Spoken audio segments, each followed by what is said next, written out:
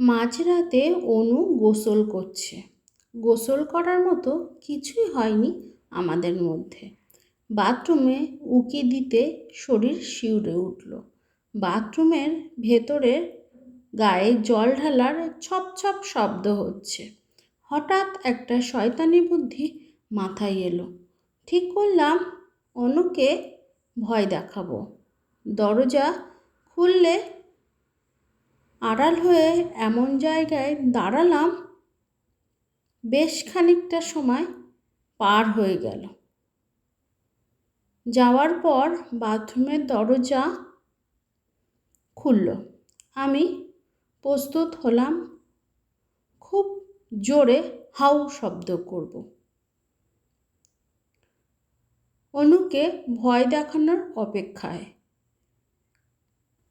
অনু দরজা আসার সাথে সাথে হাউ সব বলে শব্দ করব।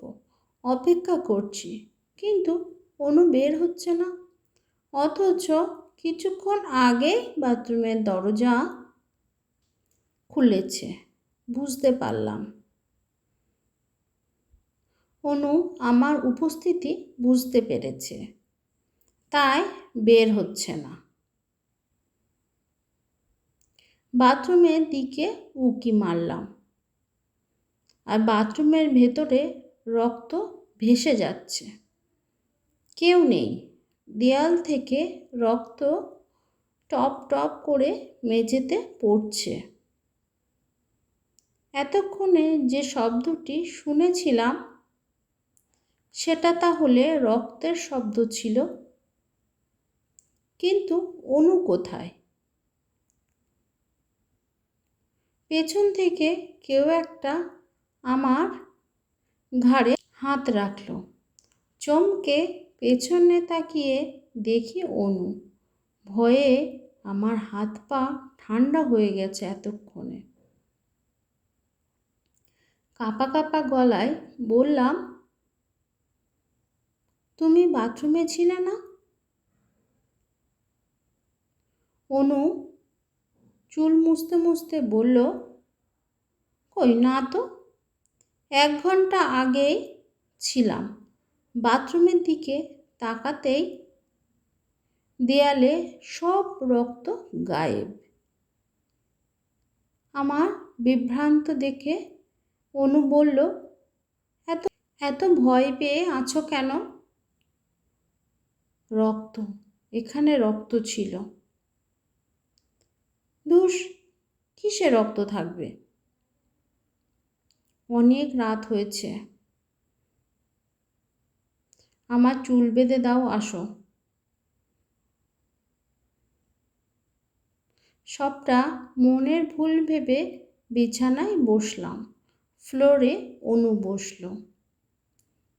অনুর ভেজা চুল মোছার জন্য যেই না ওর মাথার পেছনের অংশের চুল সরালাম, দেখলাম ওর মাথার ঠিক পেছনের অংশে চুলের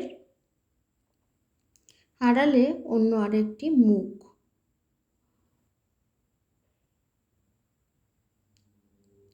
মিশমিশে কয়লার মতো ধকধক করে জ্বলতে থাকা চোখের মণি।